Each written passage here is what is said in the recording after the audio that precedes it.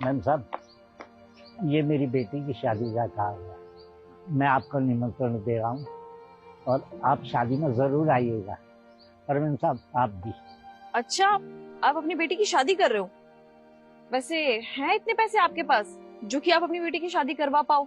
और आपको पता है, छोटी से छोटी शादी करवाने पे भी ना कम से कम तो 4 से 5 लाख रुपए लगते ही लगते हैं। तो इतने पैसे हैं क्या आपके पास? और हैं तो आए कहाँ से? मैम साहब, बेटी की शादी कर रहा हूँ, इतने पैसे तो नहीं है मेरे पास, लेकिन हाँ 3 लाख रुपए का बैंक से लोन लिया है और घर गिरवी रख के साहूकार से थोड़ा पैसा कर्जे पर ले लूंगा। अच्छा जी, घर गिरवी रख दिया? पर इतना सब कुछ क्यों कर रहे हो? आप जाकर के सर से पैसे भी तो मांग सकते थे। सर से पैसे मांग लेते ना, सर तो आपको पैसे दे ही देंगे। इतने सालों से जो काम कर रहे हो आप उनके पास। नहीं मैम साहब, मैं साहब से पैसे कैसे ले सकता हूँ? जब मैंने घर बनाया था जब भी तो साहब से बहुत पैसे लिए थे मैंने। अब बताइए, मैं दोबारा उनसे पैसे कैसे ले सकता हूँ? बार बार पैसा मांगना कोई अच्छा थोड़ी लगता है। अरे अंकल, अभी क्यों कर रहे हो शादी जब पैसे ही नहीं है? तो जब पैसे आ जाए जब कर लेना शादी। क्यों इतनी बड़ी मुसीबत मोल ले रहे हो? बेटी की उम्र होती जा रही है और अच्छा रिश्ता हाथ लगाए, अगर ये भी हाथ से चला गया तो मैं शादी कहाँ से करूँगा? इतना अच्छा रिश्ता बड़ी मुश्किल से मिलता। और शादी का क्या है, शादी आज नहीं तो कल करवानी तो है ही।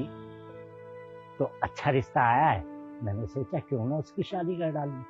हिम्मत तो है वैसे अंकल आप में। पैसे ना होने के बाद भी आप अपनी बेटी की शादी कर रहे हो। और अगर हम दोनों आपकी बेटी की शादी में आ भी जाते हैं तो क्या आप हम दोनों की खातिरदारी कर पाओगे? खाना वाना खिला पाओगे? हमें खाना खिला भी पाओगे कि ऐसे ही भेज दोगे? हाँ मैम साहब, आप आइए तो सही। जितना ज्यादा आपका सम्मान हो सकेगा मैं उतना सम्मान करूंगा। और कहते हैं ना कि अतिथि देवो भव, अतिथि भगवान के बराबर होता है। जब आप मेरे घर आएंगी ना तो मैं आपको किसी चीज की तकलीफ नहीं होने दूंगा, खाने से लेके बैठने उठने तक। वैसे अंकल एक बात बताओ, कल को आप पैसे नहीं चुका पाए और आपका घर बिक गया, तब कहाँ रहोगे आप? वैसे मेरे को तो नहीं लगता कि जितनी आपकी सैलरी है आप लोन चुका पाओगे। मैम साहब, जबकि तब देखी जाएगी। इकलौती बेटी है मेरी, मैं उसका ब्याह करके सोचूंगा मैं गंगा नहा लिया और मेरा क्या है, मैं तो जैसे तैसे समय गुजार लूंगा। आज भी ऐसे ही समय बिता रहा हूँ, फिर भी ऐसे ही समय बिता लूंगा। चलो अंकल, अच्छी बात है। अब वैसे आपने हमें इनवाइट कर ही दिया है, अब ये तो हमारे ऊपर है कि हमें आना है कि नहीं। बाकी देखते हैं। ठीक है, अब हम चलते हैं। देखेंगे अंकल, देखो आप आए तो जरूर आएंगे, वरना तो देखते हैं। चलो ठीक है अंकल, मिलते हैं फिर।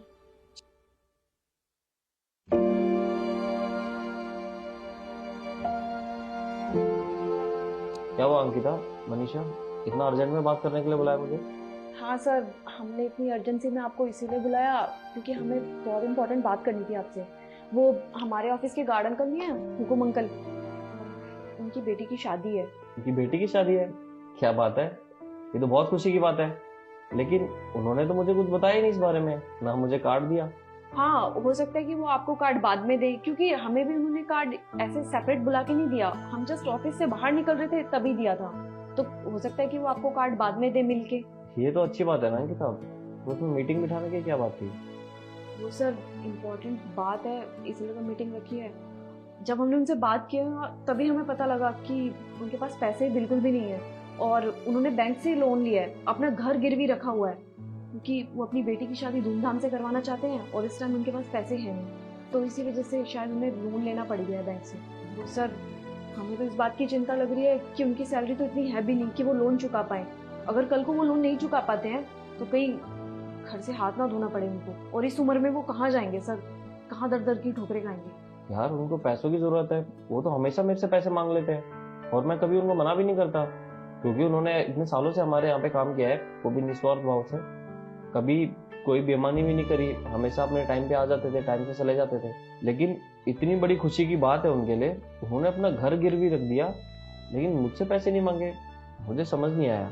सर हमने यही बोला था उनको कि आप सर से क्यों नहीं पैसे मांग रहे हो, सर तो आपकी हेल्प हमेशा से करते आए हैं।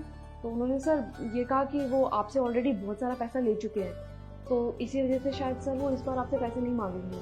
वो शायद आपसे पैसे मांगने में हिचकिचा रहे हैं, क्योंकि अभी रिसेंटली उन्होंने घर बनवाया था और तब भी आपसे पैसे लिए थे।